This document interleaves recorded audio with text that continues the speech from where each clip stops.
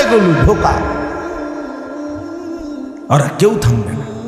আরে আপন বাপ মরলে যেই সন্তানরা দিনের বেলা দাফন কাফন করছে, তারা কি সেই সন্তানরা, আপন সন্তানরা রাতের বেলা ভাত খায় না?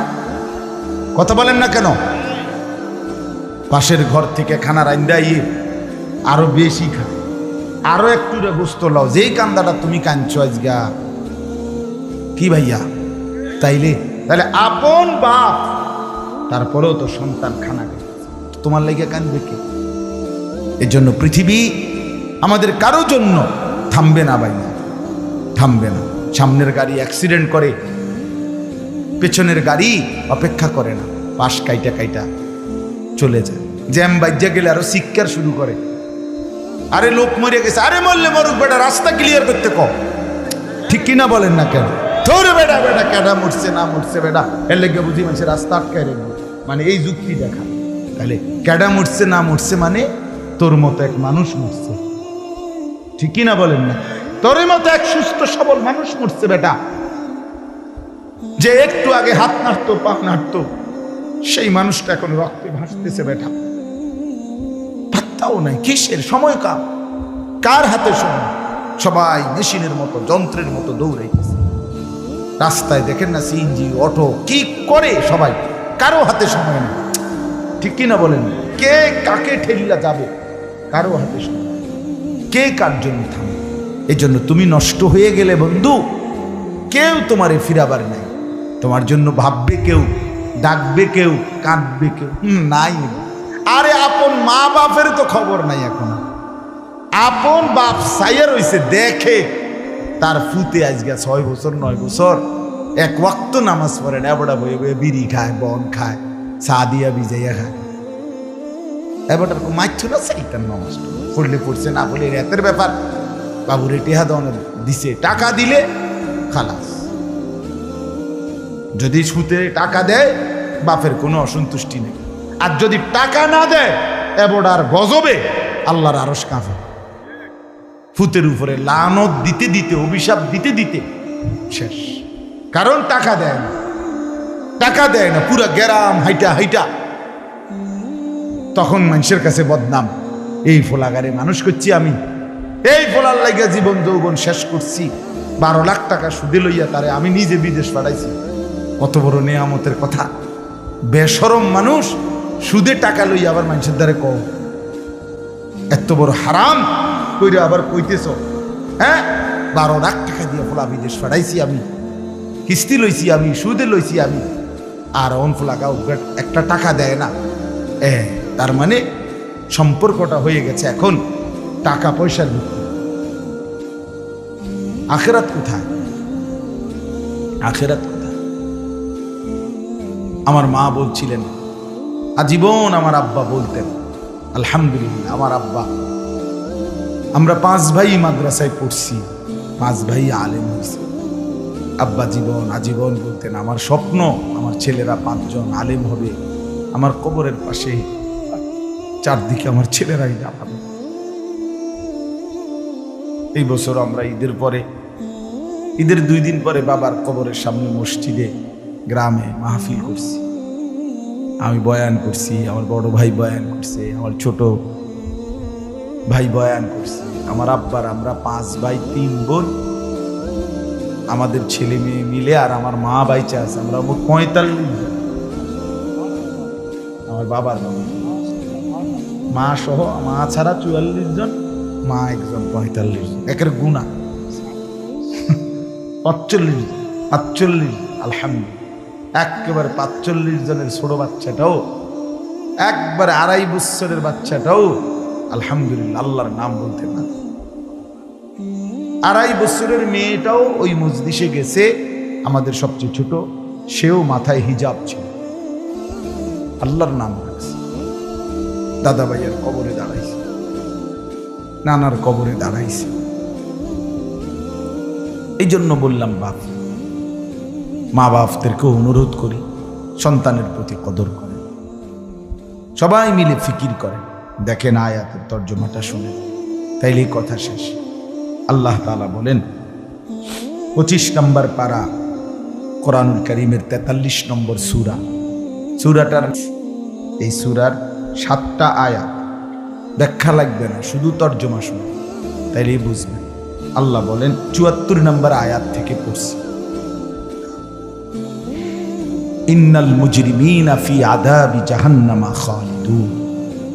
আল্লাহ তাআলা বলে নিশ্চয়ই পাপীরা জাহান্নামের আযাবে চিরস্থায়ী থাকবে। ইন্নাল মুজরিমিনা ফি আযাবি জাহান্নামা খালিদুন,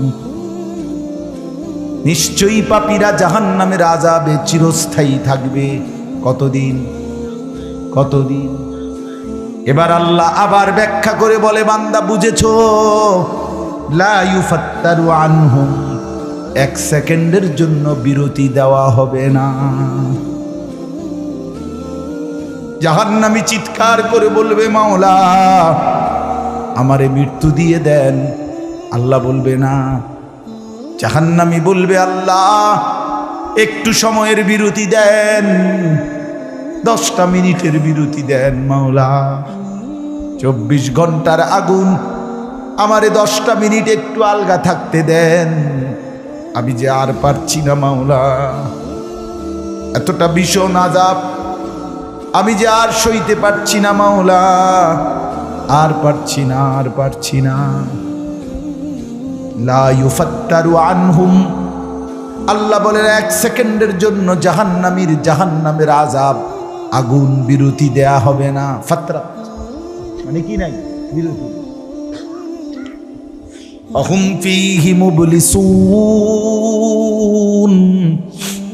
এরপরে আল্লাহ বলেন জাহান্নামী এই দীর্ঘ 24 ঘন্টা অনন্তকাল আযাবের মধ্যে থাকবে। কেমনে থাকবে? মুবলিসুন, বিষণ্ণ হয়ে, উদাস মনে। কোনোদিন চেহারায় 1 সেকেন্ডের জন্য হাসি ফুটবে না, কোনোদিন আর সুখের নাগাল পাবে না। আজ তো বন্ধু রাত কেটে ভোর হয়, ভোর গিয়ে রাত হয়, অন্ধকার আলো হয়, আলো অন্ধকার হয়। যে হাসে সে কাঁদেও, যে কাঁদে আবার সে হাসেও, ঠিক না? কিন্তু রব্বুল আলামিন বলেন ওয়াহুম ফীহি মুবলিসুন, জাহান্নামীর মন, জাহান্নামীর চেহারা বিষণ্ণ, উদাস, সব সময় হাসিবিহীন থাকবে, কোনো সেকেন্ড হাসতেই পারবে না। এবার আল্লাহ নিজে বলবেন, মলিন চেহারা দেখে জাহান্নামীকে, জাহান্নামীর চিৎকারে আল্লাহ নিজেই বলবেন ওমা যালামনাহুম, জাহান্নামী নাফরমান, আমি কিন্তু তোর উপরে মোটেই জুলুম করি নাই। আমি রাতও দিয়েছি বান্দা, দিন দিয়েছি, আমি সুযোগ দিয়েছি, সময় দিয়েছি। 8টা বাজে এশার আজান হয়েছে, এখন বাজতেছে রাতের 11:30। তাইলে আমি কিন্তু হায়াত 3.5 ঘন্টা তো দিয়েছি। আর 4 এশার নামাজ পড়তে তো 3.5 ঘন্টা সময় লাগে না? লাগে। আমি তো ফজরের ওয়াক্ত আসার পরে ওয়াক্ত শেষ হওয়া পর্যন্ত প্রায় 1.5 ঘন্টা সময় দিছি। 4 রাকাত নামাজ পড়তে তো 1.5 ঘন্টা লাগে না? আমি তো জোহরের আজান হওয়ার পরে জোহরের ওয়াক্ত প্রায় 2.5 ঘন্টা, 2 ঘন্টা তো দিয়েছি। জোহরের নামাজ পড়তে তো বান্দা 2.5 ঘন্টা লাগতো না? হ্যাঁ। আসরের নামাজ 4 রাকাত নামাজ পড়তে তো 1.5 ঘন্টা লাগে না? তাহলে বলো না বান্দা আমি কি কোনো জুলুম করেছি কিনা বলো? ওমা যালামনাহুম, আমি বান্দা নাফরমান, আমি কিন্তু তোমাদের উপরে, তাদের উপরে জুলুম করি নাই। ওয়ালাকিন কানু হুমুজ জালিমিন, আল্লাহ বলে বরং নাফরমান জাহান্নামী তুই নিজেই নিজের উপরে জুলুম করেছিস। তুই আমার রাতকে গান বাদ্য আর সিনেমার নর্তকীর নাচ গান আর উলঙ্গ ছবিতে শেষ করে দিয়েছিস। তুই আমার দিনকে গুনাহ, সুদ, ঘুষ আর অবৈধ উপার্জনের পিছনে শেষ করে দিয়েছিস, নিজেই জুলুম। এবার শুনেন, এবার আল্লাহ তাআলা বলে, জাহান্নামী, এবার শুনেন, আল্লাহ যখন এটা বলবে জাহান্নামী এই ভীষণ আযাবে একটা বিরতি নাই, এইবার জাহান্নামের ফেরেশতাকে ডাকবে। জাহান্নামের দায়িত্বে প্রধান যেই ফেরেশতা, ওনার নাম মালিক। ওনার নাম কি? মালিক ফেরেশতা। এই কোরআনে ওনার নাম ডাইরেক্ট এখানে আছে। জাহান্নামী বলবে, ওয়ানাদাউ ইয়া মালিক লিয়াকদি আলাইনা রাব্বুক। ওহো, আল্লাহ বলে জাহান্নামীরা, জাহান্নামের ফেরেশতা মালিককে ডাক দিবে, ইয়া মালিক, হে মালিক শোনো না, ফেরেশতা একটু শোনো না, লিয়াকদি আলাইনা রাব্বুক। ফেরেশতাকে বলবে, ফেরেশতা তোমার রব, তোমার আল্লাহকে একটু বলো না এমন কষ্টের আযাব না দিয়ে আমারে চিরতরে একবারে শেষ করে দিতে, আমি যে আর পারছি না। লিয়াকদি আলাইনা রাব্বুক, বলো না ফেরেশতা, তোমার মাওলাকে বলো না, তোমার রবকে বলো না আমারে একদম শেষ করে দিতে, আমারে মৃত্যু দিয়ে দিতে, আমি যে আর পারছি না। কেমনে সইব এত গরম, কেমনে সইব এত আযাব? ফেরেশতা তখন বলবে, ক্বালা ইন্নাকুম মাকিসুন। ফেরেশতা বলবে, না নাফরমান পাপী, এই জাহান্নামী তোকে অপেক্ষা করতে হবে, মৃত্যু হবে না। আল্লাহ বলবেন, লাকাদ জিনাকুম বিল হক, আমি তো বান্দা সত্যের বাণী, সঠিক বাণী বারবার তোমার কাছে নিয়ে এসেছিলাম। একবার বেলায়েতুল্লাহ বলছে, একবার আনিসুর রহমান বলছে, বারবার বারবার বারবার আমার কত বান্দা দিয়ে, কত ইমাম, কত খতিব, কত আলেম, কত বুজুর্গ দিয়ে আমি তো সত্যের বাণী, কোরআনের বাণী, এই জাহান্নামের কথা বারবার তোর কাছে বলাইছিলাম বান্দা। ওয়ালাকিন্না আকসারাকুম লিল হাক্কি কারিহুন, কিন্তু তোমরা তো অধিকাংশই আমার সত্যের আহ্বান, আমার কোরআনের আহ্বানকে অপছন্দ করেছো। পাত্তা দিস এত বাদ দিস হুজুর ভাই, তার কই বই মাতিস আছে আছে না এমন বেত্তমিজ লোক, কথা বলে না। অনেক বুড়া মানুষও আছে, বুড়া মানুষ। আর রাখো হুজুররা যত কয় এত না, কিছু কইতে লাগলে বাড়াইয়াও কয় বেটা হুজুররা বেটা, কথা বলেন না কেন? হ্যাঁ, আরে রাখ, আল্লাহ ভরসা বেটা, আল্লাহ ভরসা কিতা, আল্লাহ ভরসা কিতা মানে আল্লাহ কি, আল্লাহ কি হিসেবে ভরসা, আমি এটা আবার বুঝাইয়া কর। আল্লাহ বলছে, বান্দা তুমি বিড়ি খাইতে থাকো, আমি ভরসা। হ্যাঁ, এমনি আল্লাহ কইছে নাকি? তুমি টেলিভিশনে নাচ গান প্রত্যেক দিন বিকালে নর্তকী দেখো, আমি ভরসা, এটা নিয়ে আল্লাহ কইছে। তো আপনি কিতা কইলেন, কি আল্লাহ ভরসা কিতা, কি বুঝাইতে চাইলেন? হ্যাঁ, আল্লাহ ভরসা মানে কি? মানে আপনি গুনার উপরে মৃত্যু পর্যন্ত টিকে থাকবেন আর আল্লাহ ভরসা, এটাই না? নবী সাল্লাল্লাহু আলাইহি সাল্লাম সুপারিশ করবেন মানে কি? নবীজি সুপারিশ করবেন, এই কথার অর্থ কি? এই কথার অর্থ এই যে উম্মত, তুমি বিড়ি, সিগারেট, মদ, জুয়া, চুরি, ডাকাতি, জিনা, ব্যভিচার, নাচ গান, সুদ, ঘুষ, তোমার যে দুর্শল্যে কুলা মৃত্যু পর্যন্ত, শেষ মুহূর্ত পর্যন্ত তুমি করতে থাকো, আমি সুপারিশ করে করে তোমার বেহেশতে দিব, এই তো অর্থ না? তো কি তা আপনি বলেন আমারে, কি আসলে কি? আরে মুসলমান, খুব বেশি খামখেয়ালি, খুব বেশি, খুব বেশি খামখেয়ালি। এবার দেখেন একটা শক্ত কথা আল্লাহ বলছে, আম আবরামু আমরান ফাইন্না মুবরিমুন। আল্লাহ বলে, জালেমরা, পাপীরা, তোরা আমার আযাব থেকে বাঁচবার কোনো ব্যবস্থা করেছো কিনা তোমরা ঠিক করো। ফাইন্না মুবরিমুন, আমি তোমাগরে কেমনে ধরবো, শাস্তি দেব কি কি, এগুলো আমি আল্লাহ আমারগুলো ঠিক করে ফেলেছি।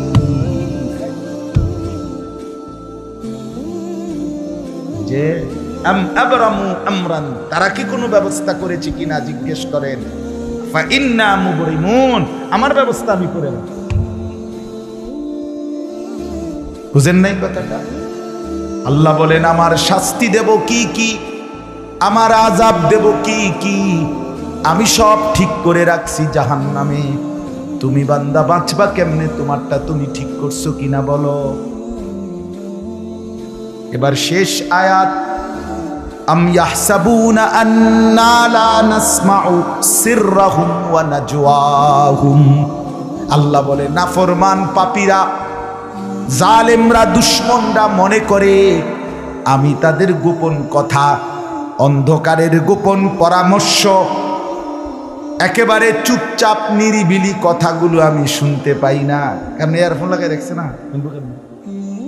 মা কানের মধ্যে দুইটা বল্টু লাগাইলে তার আল্লাহ শুনে না, কথা কয় না। হ্যাঁ, আল্লাহ জিজ্ঞেস করছে তুমি এই ভাবছো না, তুমি যে কানের মধ্যে গান শুনবার টাইমে ইয়ারফোনের বল্টু লাগাইয়া রাখো, তুমি মনে করছো না ফরমান মাইনসে না শুনে না, তো মাইনসে যখন শুনে না আমিও শুনি না নাকি? জবাব দেন। ওই যুবক বলো না মিয়া,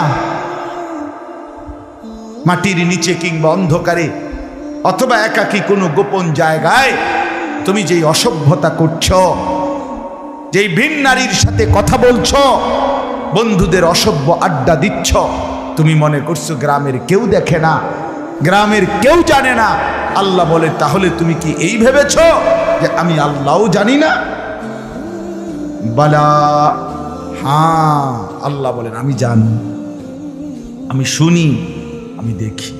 আর অরসুলুনা লাদাইহিম ইয়াকতুবুন, আমার পক্ষ থেকে মনোনীত ফেরেশতা ডান কাঁধে বাম কাঁধে, তারা কিন্তু সাথে সাথে 24 ঘন্টা ইয়াকতুবুন, লিখতেছে লিখতেছে লিখতেছে কি না বলেন? ডান কাদের আর বাম কাদের ফেরেশতাকে তুমি তোমার থেকে আড়াল করবা কেমনে? বলেন না কেন? কেমনে আড়াল করবে? সুযোগ আছে কারো? আল্লাহ আমাদেরকে বুঝ দান করে।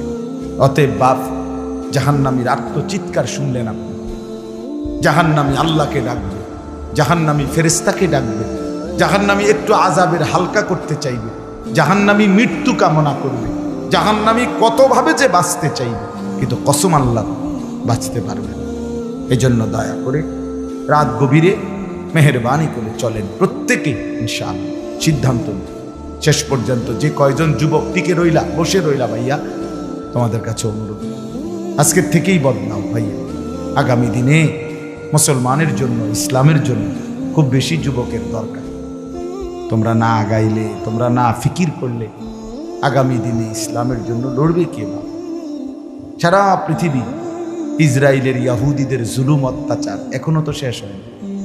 সেই গত বছর অক্টোবর মাসে ফিলিস্তিনের মুসলমানদের উপরে বোম্পিং অত্যাচার শুরু হয়েছে। অক্টোবর, নভেম্বর, ডিসেম্বর, জানুয়ারি, ফেব্রুয়ারি, মার্চ, এপ্রিল, আজকে 7 মাস চলতেছে, এখনো বন্ধ হয়। আজকে 7 মাস যে মানুষগুলো, যাদের কোনো ঠিকানা নাই, নারী, পুরুষ, বাচ্চা, কোলের বাচ্চা, বলেন ভাইয়া 7 মাস তারা কি পরিমাণ মানবেতর জীবন যাপন করতেছে। এই রমজানেও ফিলিস্তিনের মাসুম বাচ্চা খাবারের অভাবে, ইফতারের অভাবে ঘাস চাবাইছে। এটাও তো ছবি আসছে, ঘাস চাবাইছে। আমার বাচ্চাটা 2.5 বছর, একটা মেয়ে আমার সাথেই ঘুমায় রাত্রে, প্রায় সময় রাত্রে উঠা এই 2 ঘন্টা 2.5 ঘন্টা হঠাৎ উঠে পাবো পানি ঘামো, পানি ঘামো। আমি সবসময় আমার বালিশের পাশে, খাটের পাশে পানি রাখি হেল লেগে। তাহলে আমার এই ছোট্ট মাসুম বাচ্চা যখন পানি চায়, আমি তার পানি দিই। ফিলিস্তিনের এই ছোট বাচ্চা যদি তার মার কাছে পানি চায়, সে মা কোত্থেকে পানি দিবে? হ্যাঁ, আমার ছেলেটা 6 বছর 7 বছরের, ওরা 2 জন, এই ছোট মেয়েটা আর এই ছেলেটা সারাক্ষণ বাসায় এই একবার এটা খাই, ওইটা খাও, ওইটা খাও। আমার এই কত সময় ফোন দিয়ে, ওই দিন রাতের বাজে একটা দেখ আবু মালটা আইনি। আমি 1 কেজি মালটার জন্য 3 বাজারে গেছি, রাতের বাজে গেছে 1টা 2টা, কোথাও দোকান খোলা নাই। আমি দেখলাম বাসায় আমার ছেলেটাও মেয়েটাও ছোট, কসম আল্লাহ, আমি গেট খুলছি, দরজা আমার জন্য দৌড়ে দাঁড়ায় আছে, মালটা আনছি। আমি জড়ায় ধরে বললাম যে আব্বা কোথাও পাইনি, একটা দোকানও খোলা নাই। মানে আমি তো জানি সকালে আনতে পারবো, ঠিক না, শুধু রাতে আনতে পারি নাই, এটাই আমার কাছে এতটা কষ্ট লাগে। তো যেই বাবা যেই মা ওই মাসুম বাচ্চাদেরকে আজকে 7 মাস খাবার দিতে পারে না, ওই বাচ্চাটা ওই বাবার কলিজার কি হালাত। এমন পরিণতি যদি আমাদের হয়, এমন পরিণতি যদি তোমার ছেলের বেলায় হয়, বলো যুবক, তোমার বিয়ের পরে থেকে যদি শুরু হয়, তোমার বাচ্চা হওয়ার পর থেকে যদি শুরু হয়, তখন কি হবে? এজন্য আল্লাহকে নারাজ না করো, আল্লাহকে নারাজ না করো। দয়া করে ফিরতে চাই, আমরা ফেরাইতে চাই, নিয়ত করি ইনশাআল্লাহ। ঠিক আছে না? ইনশাআল্লাহ নতুন করে ভাবো, সবাই একসাথে ভাবা পারবা না। যেই যুবকদের ফিকির আছে, বুঝ আছে, দিমাগ আছে, তুমি নামাজ পড়ো, ইনশাআল্লাহ ভালো হবে। তুমি মোবাইল প্রয়োজনে ব্যবহার করো, যার যেটুকু প্রয়োজন এটুকুই বলো। শুধু শুধু নারীর ছবি, নাচ, গান, অস্থির দৃশ্য কোনো দরকার নাই। আর হিম্মত করে নামাজ, মরি বাসি, এত বেজ্জুতি কথা শোনার চাইতে, এত কষ্টের চাইতে, পরকালের অশান্তির চাইতে নামাজ পড়বো আমরা। দেখবেন ছেলেরা তোমরাও হিম্মত করে শুরু করলে 5 ওয়াক্ত নামাজ ওষুধের মতোই মনে করো না, বিষ ওষুধ, তিতা ওষুধের মতো। দেখবে 1টা মাস যদি কেউ একটু জন্মা যে মরি বাসি নামাজ পড়মুই, কসম একসময় এটা মজাদার হয়ে যায়। সেজদা দিলে খুব মজা হয়, সেজদা দিলে বান্দা আল্লাহ পিঠে মাথায় আদর করে হাত বুলায়, খুব আদর করে, আল্লাহ পাক খুশি, বান্দাকে কোলে তুলে নেয় আদর করে। এই জন্য আমরা দয়া করে ইনশাআল্লাহ নামাজ পড়ি। পর্দার আড়ালের মা বোন যারা আছেন, মা আপনি যদি বেপর্দা হন, আপনিও শেষ হইলেন, এলাকার ছেলেগুলোকেও নষ্ট করলেন। একজন বেপর্দা নারী শুধু নিজে গুনাহগার, সে অসংখ্য মানুষকে পাপে অংশগ্রহণ করায়। এই জন্য একজন বেপর্দা নারী সে সরাসরি জাহান্নামের ফেরিওয়ালা। সে কিসের ফেরিওয়ালা? জাহান্নামের ফেরিওয়ালা। সে জাহান্নামের ফেরিওয়ালা, আগুনের ফেরিওয়ালা। কারণ সে তো তার রূপ যৌবন দেখাইতেছে, ফেরিওয়ালার মতো পিছনে পিছনে ডাকতেছে অসংখ্য যুবককে, দেখো আমাকে, বরবাদ করো নিজেকে, বরবাদ করো নিজের চরিত্র, বরবাদ করো নিজের কবর, বরবাদ করো নিজের আখিরাত। তাহলে সে গুনাহের ফেরিওয়ালা, সে জাহান্নামের ফেরিওয়ালা, সে অসভ্যতার ফেরিওয়ালা। এই জন্য একটি সমাজের মধ্যে সবচেয়ে নিকৃষ্ট বেপর্দা না, বেপর্দা না। আল্লাহ তাআলা আমাদের মা বোনদেরকেও হেফাজত করে। আজকের মাহফিল যে যুবকরা সাজাইছে, আল্লাহ তাআলা সমস্ত নওজোয়ানদেরকে কবুল করে। বাস্তবতা হইল আসলে 4-5 মাস, মেন শীত সিজন 4 মাস 5 মাস। এখন 5 মাসে যদি 30 দিন করে হয়, তাহলে হইল 150 দিন। যদি প্রতিদিন 2টা করে মাহফিল দিতে হয়, দেওয়া যায়, তাহলে 300 মাহফিল মনে করে। এখন মাহফিলের কাগজ আমার গাড়িতে এখনো আছে, মনে হয় কমপক্ষে 1.5-2 হাজার এরিয়ামে ফরে রয়েছে কাগজ, ব্যাগ ভরা এতটি কাগজ। আর আমি কি করতে পারি? কেমনে দাও, কিভাবে দাও? আচ্ছা, সারা বাংলাদেশ তো নবীনগরকেই বলে, ঠিক না? বাংলাদেশ মানে তো নবীনগর। আপনি বলেন সারা দেশ থেকে এই মাহফিল নিয়ে কাবজাব, কত মানুষের আবেদন, অনুরোধ, কাকুতি মিনতি। এরপরও আমাদের এই মুফতি বেলায়েতুল্লাহ সাহেব এবং আমাদের এই নবীনগর এসআর মসজিদের ইমাম মকবুল ভাই, মৌলানা মকবুল সাহেব, এরা সবচেয়ে বেশি মাহফিলেই কম না। আলহামদুলিল্লাহ, আমি চেষ্টা করছি, ওনাদেরকে অনেকগুলো মাহফিল দিচ্ছি, আরও দেওয়ার ফিকির আছে, কিন্তু আসলে সময় একদমই অল্প। মূলত খুব বেশি ডেট নাই, উলান যায়, এই জন্য এই সময় দিতে হচ্ছে। ওই ভাই ইমাম সাহেব অনেক অনুরোধ করছে, আমারও মনে আছে, ওখানে বারবার বেশি অনুরোধ করছে, এই জন্য যাক আল্লাহর দয়া আশা হয়েছে। আমিও আপনাদের জন্য দোয়া করি, আপনারাও আমার জন্য দোয়া করবেন। আল্লাহ তাআলা আমাদের সবাইকে মিলেমিশে দ্বীনের কাজে অংশগ্রহণ করার তৌফিক দান করেন। আমিন।